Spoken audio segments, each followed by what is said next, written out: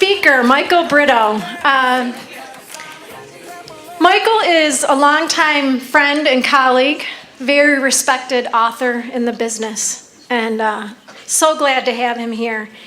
He is the group director of WCG, where he's responsible for helping clients transform their brands into media companies, and by implementing strategic social business programs.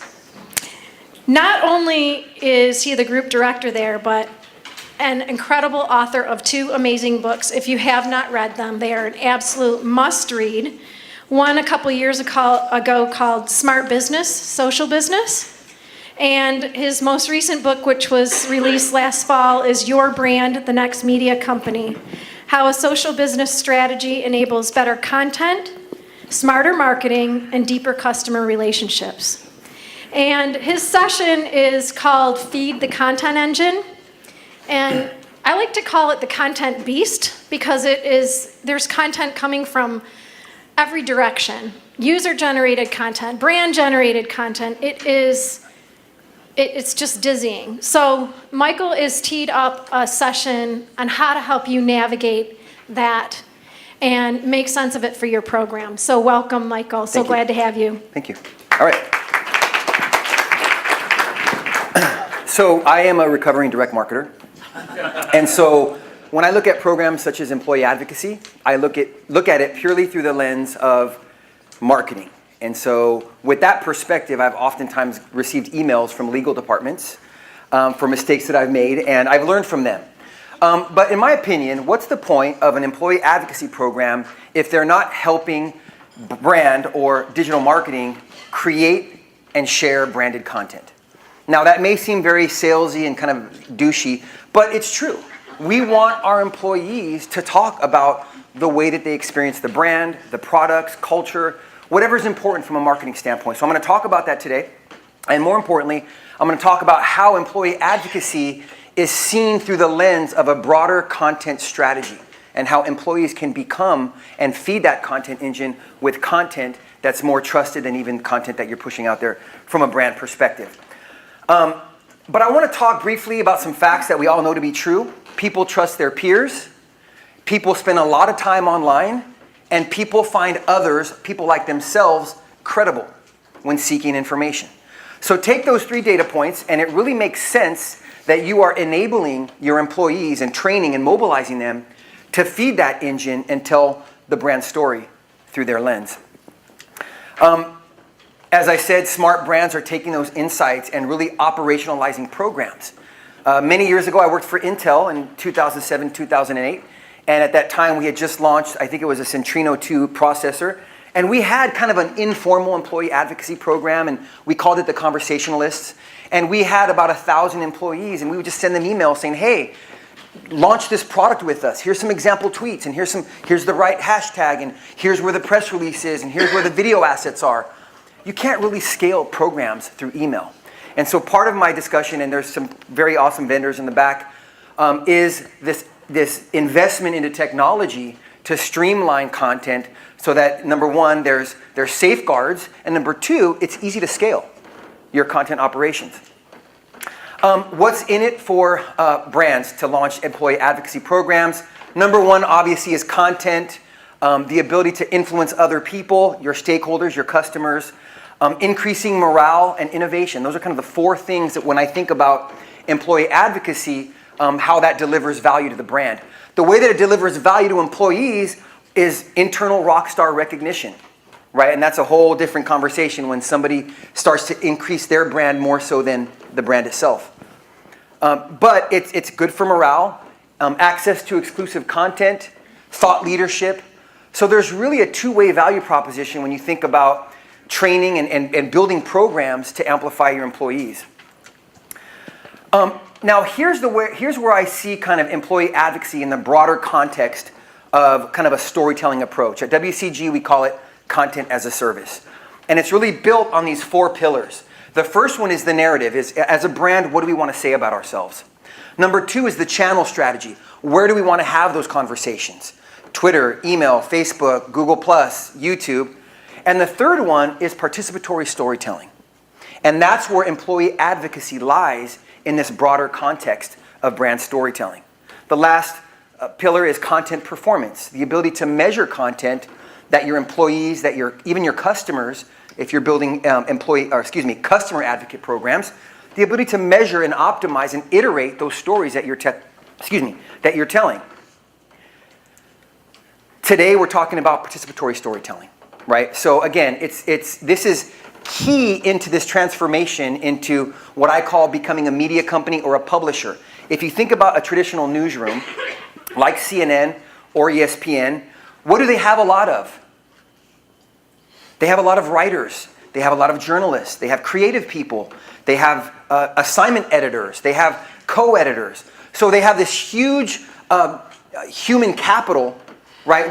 And that's their job. They write and create content.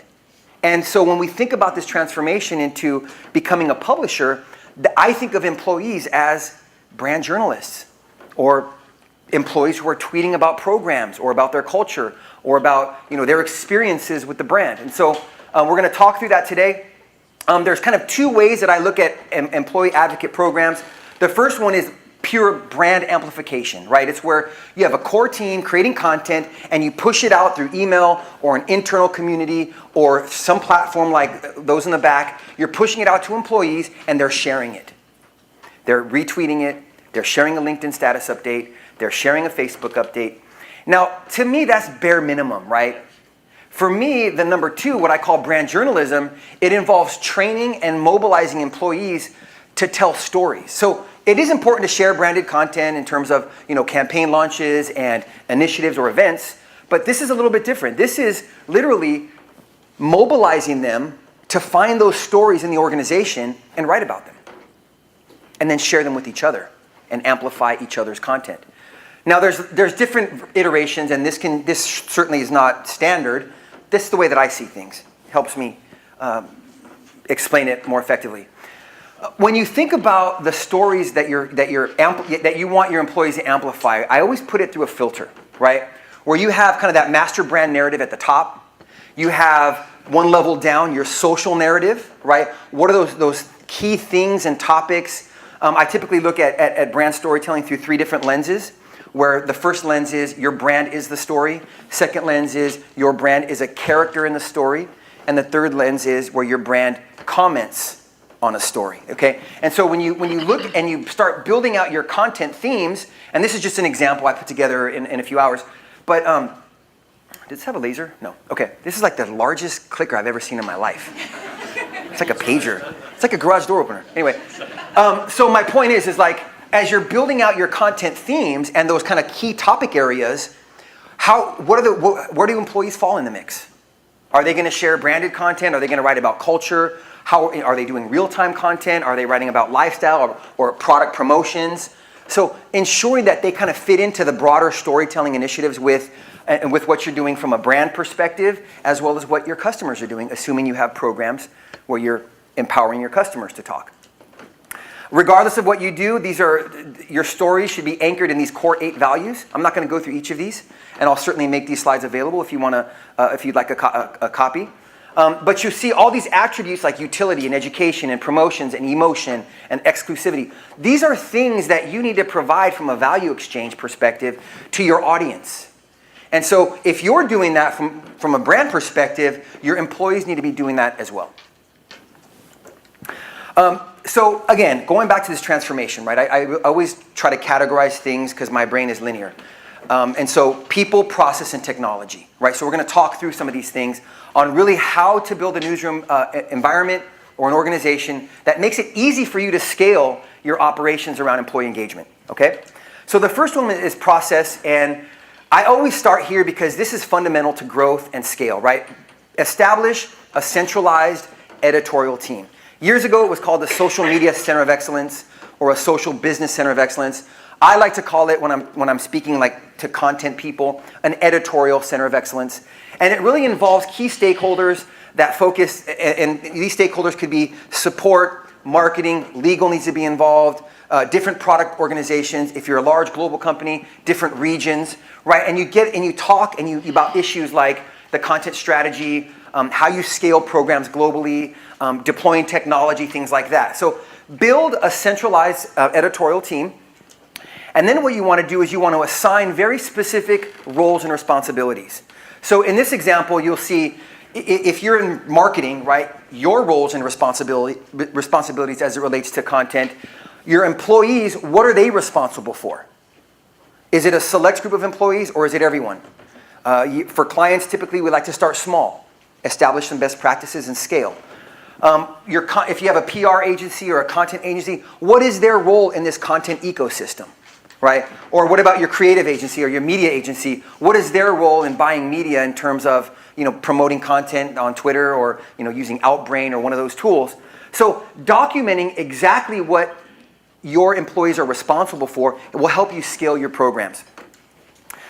You want to align the global workforce, right? If you're a global firm, and we've done this for a couple clients, what we typically do is we have, and these are all employees, these aren't marketing teams, these are employees who are responsible for gathering content, finding contributors of content in their regions, and pushing content. We use a platform called Compost, which is a content marketing platform. So the ability to assign projects to people and escalate and get approvals through a piece of technology, right? You're able to ensure that storytelling at the employee level is consistent and you don't make mistakes, right? We all make mistakes. The brand does, so do employees. So this helps mitigate some of the risk.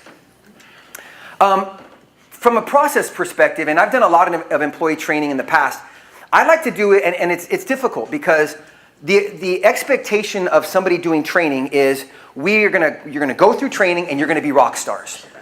And 9 times out of 10, it never works out that way. So when I look at curriculum development, I look at different levels of proficiency. Okay, so when I'm doing a training event for a client, I'll say, okay, let's build curriculum at the very, very low minimum, right? It's low involvement, low risk, right? So somebody who's a listener, for example, all they do is maybe subscribe to Google Alerts or use some type of RSS feed to hear conversations about the brand or an industry, right? Then naturally, if there's a program to help them scale, they'll kind of move up from listener to conversationalist. And in a conversationalist environment, they're just having conversations on Twitter or responding to comments on a blog or a community. And then as they build their proficiency, they then become a content creator, brand journalist, right? They're writing content, they're interviewing people, they're doing webinars, they're doing Google Hangouts. And so when you think about training, make sure that you build a curriculum that addresses every single need. Don't just start at the top and think everybody's going to be on YouTube and gain influence. I mean, eventually it'll happen, but you have to give them steps and building blocks. Establish a social media policy, right? The previous speaker hit this right on. I mean, there are pieces of content that could put your company or your employees in jeopardy or at risk. So just be careful. Make sure that the policy is documented. More importantly, make sure that everyone in the organization knows that there is a policy. So typically we work with HR teams to make sure when you have a new hire orientation, make sure the policy is included so that you don't forget so that everybody's on board and everybody understands what the expectations are. Optimize the content supply chain. This is important for a variety of reasons. Number one, again, it ensures that all of those players in your ecosystem, all your stakeholders, the agencies, your employees, any other external partners, know exactly what they're responsible for. So that when somebody creates a piece of content, the right people are approving it and then on time. And there's controls in there so that if there's something negative or something's false, it gets caught by legal or brand or whoever's responsible. Okay? So optimizing the content supply chain, even for your employees, is important. Deploy the right technology, and this is actually second to the last slide. This is, we have 3 of these vendors here, and I've worked with all 3 of them. They're all amazing technology companies. But the way that I like to categorize these, and I don't know if they agree with me or not, but I look at it as platform-based technology and community-based technology. Okay. Now the main difference is, and I'll start with the community-based technology. So vendors like Social Chorus and Dynamic Signal, they're in the back. Influitive, they're a Canadian company. They build experiences for their stakeholders, right? You either log in or you go to some public domain and there's content there. And you can take that content and share it, okay? Now that's the biggest differentiator. Platform-based technology like Everyone Social, Advocate, Elevate, Those are platforms that it's really a content repository where you're collecting relevant content and you're pushing it out to a specific group of people. There's really not a destination for people. It's usually through a mobile device that they receive an update and then they share it, okay? It depends on what your goals are as to which one you want to deploy, right? In most cases, platforms on the right, there's some development time, right? There's creative resources needed. There's development resources needed if you're integrating with an intranet of some sort. On the left, the platform-based technology, it's pretty much you can use it right away. You sign a contract and you start using it, right? So it really depends on what your long-term goals are before you deploy a piece of technology. One piece of advice I'd like to give to clients is this. Build out your requirements first. Understand what you want to do, your goals, your requirements, and then find the right vendor that matches those requirements. Okay? Don't do it the other way around. Don't find a vendor and build your requirements around their capabilities. Okay? Last but not least, just to help you, there's a lot of vendors out here in the space around content and content solutions. Here's a quick example of some vendors that I've worked with in the past who I think are top-notch. So from editorial planning to content publishing and marketing, social CRM and listening, and of course, the advocacy platforms, which I just mentioned. So that being said, that's my last slide. If you would like a copy of the slides, please email me, and I'll be sure to get those to you today. And I'd be more than happy to answer any questions. Thank you.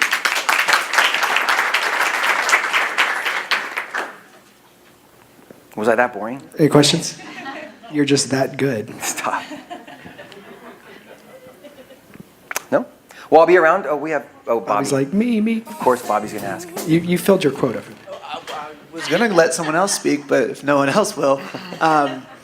I noticed it was one of the slides that had a lot of text on it, but CSR content was on there. I was wondering if you could talk a little bit more about that, like what you've seen, like employees sharing CSR content and what the benefits are of that to an organization.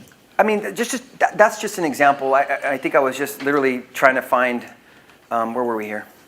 Because yeah, I mean, we've seen it from a lot of programs. Employees like to show like what their company's doing, not just selling products. So I thought it was interesting. Well, it's that, and it's like any type of employee volunteer programs. You see a lot of employees who are volunteering in the local communities, like creating content. So that's one kind of bucket of content that I would suggest that employees might want to share. But if it's a product launch, it's just the same, right? You want them to share whatever they want. You can't really delegate what they say. You give them an opportunity to share what they want, providing them with some guidance. Hi, Michael. Wondering what your thoughts are on LinkedIn as a publishing platform for employees to share some company insight and thought leadership there. Yeah, absolutely. I stopped blogging on my personal blog in favor of LinkedIn. It's the way that they serve up content is relevant to certain industries. If I write a content about, for example, B2B or technology, that content will appear in the feed of people who work in B2B and technology. And so for me, I think it's awesome. It's amazing. It's an instant audience, but there still need to be those pillars of training and education.